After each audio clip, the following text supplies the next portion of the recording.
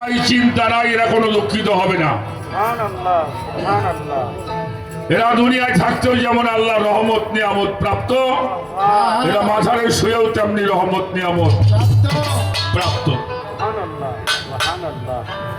আর একটি বিষয় আল্লাহ সাবধান করে দিয়েছেন, সূরা বাকারার 154 নম্বর আয়াত, ওয়ালা তাকুলু লিমান ইয়াবতালু ফি সাবিলিল্লাহি আমওয়াতান বাল আহইয়ান ওয়ালাকিল্লাহি তাশউরুন।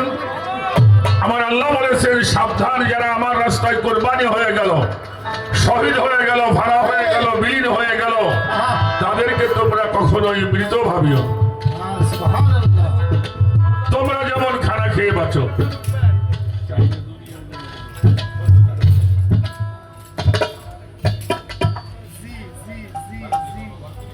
আমি আল্লাহ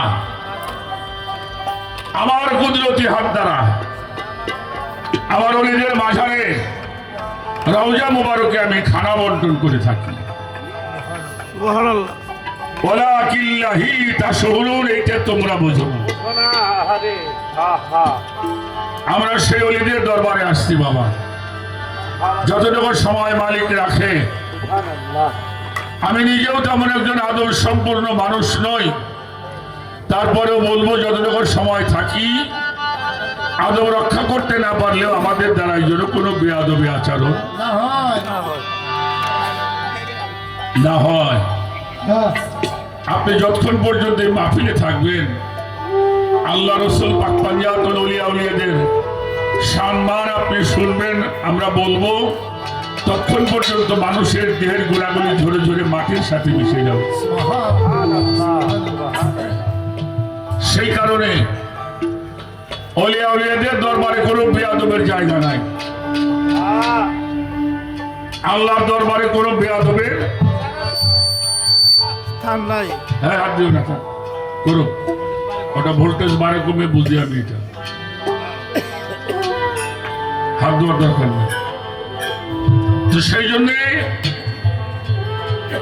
শুকরিয়া করি মালিকের দরবারে।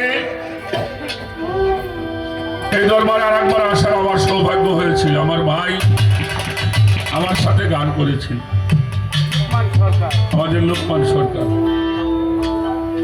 এবারও সেই ভালোবাসার টানে আমার বাবাজি সাত্তার সরকারের সঙ্গে একটু সময় কাটাবার জন্য চেষ্টা করব। তো যতটুকু সময় থাকি মালিক যেন তার রহমত, তার সুদৃষ্টি, আউলিয়া আউলিয়াদের ফায়েজ যেন আমাদের নসিব হয়, এই কামনাটুকু রইল। সত্যি করে একটি গান করে